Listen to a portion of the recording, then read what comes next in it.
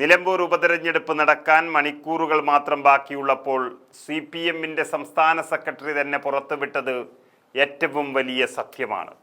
അതോടെ മലപ്പുറം ജില്ലയിൽ നടക്കുന്ന ഒരു ഉപതെരഞ്ഞെടുപ്പിൽ LDF തോൽവി ഉറപ്പിക്കുകയാണ്.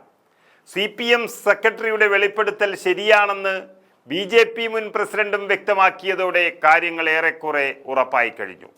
CPM-യുമായുള്ള RSS സഹകരണം ശരിവച്ചുകൊണ്ട് BJP-യുടെ പഴയ സംസ്ഥാന അധ്യക്ഷൻ രാമൻപിള്ളയാണ് രംഗത്ത് വന്നത്. CPM സംസ്ഥാന സെക്രട്ടറി ഗോവിന്ദന്റെ പ്രസ്താവന ശരിയാണെന്നാണ് രാമൻപിള്ള പറയുന്നത്. അതായത് RSS-ഉം CPM-ഉം ഒന്നായിരുന്നു കുറേ കാലം എന്നാണ് ഉറപ്പിച്ചിരിക്കുന്നത്. CPM-ന് വോട്ട് ചെയ്യാൻ RSS നേതൃത്വം തീരുമാനിച്ചിരുന്നതായും അത്തരത്തിലൊരു ആഹ്വാനം വന്നതായും രാമൻപിള്ള വ്യക്തമാക്കുന്നു. അതിനു മുൻപ് മറ്റൊരു രാഷ്ട്രീയ കക്ഷിക്ക് വോട്ട് ചെയ്യണമെന്ന് പോലും നിർദ്ദേശം കൊടുത്തിട്ടുള്ളതായി തൻ്റെ ഓർമ്മയിലില്ല എന്നാണ് രാമൻപിള്ള വ്യക്തമാക്കുന്നത്. അതായത് ആദ്യത്തെ കൂട്ടുകെട്ട് RSS-ന് അത് CPM-ഉമായിട്ട് ആയിരുന്നു. അടിയന്തരാവസ്ഥ കാലത്ത് CPM-നെ പിന്തുണയ്ക്കാനുള്ള RSS തീരുമാനം വളരെ സന്തോഷത്തോടെയാണ് CPM സ്വീകരിച്ചത് എന്ന് ഓർമ്മയിൽ വച്ചിരിക്കുകയാണ് BJP അധ്യക്ഷൻ.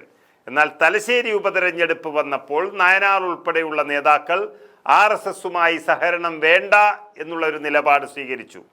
അങ്ങനെ RSS-ഉം ഗോവിന്ദന്റെ വെളിപ്പെടുത്തൽ ശരിവെച്ചതോടെ അക്ഷരാർത്ഥത്തിൽ ഇടതുമുന്നണി പ്രതിരോധത്തിലായിരിക്കുന്നു. ഇന്ന് ഇരുട്ടി വെളിക്കുമ്പോഴേക്കും നാളെ രാവിലെ പോളിംഗ് ബൂത്തിൽ പോകാനുള്ളതാണ് നിലമ്പൂരിൽ. അപ്പോഴാണ് ഈ തോന്നിയവാസം CPM സെക്രട്ടറി പറഞ്ഞതെന്ന് CPI-ക്ക് പറയേണ്ടി വന്നു. CPI കടുത്ത ഭാഷയിൽ ഇതിനെ വിമർശിച്ചു. ഇത് 50 വർഷം മുൻപത്തെ കാര്യമാണെന്നും അതിനെ ചുറ്റിപ്പറ്റി നടക്കാൻ CPI ഇല്ലെന്ന് വ്യക്തമാക്കിയ ബിനോയ് വിശ്വം CPM സെക്രട്ടറിയെ കണക്കിന് ശാസിക്കുകയും ചെയ്തു. സ്വന്തം വർത്തമാനം അപഹാസ്യമാണെന്ന് ബോധ്യമുള്ളവർക്കാണ് 50 വർഷം പഴയ രാഷ്ട്രീയത്തിൽ ചുറ്റിത്തിരിയേണ്ട അവസ്ഥയുള്ളത് എന്നും ഗോവിന്ദനെ നോക്കി CPI തുറന്നടിച്ചു. വോട്ടർമാർ നാളെ പോളിംഗ് ബൂത്തിലേക്ക് പോവുകയാണ്.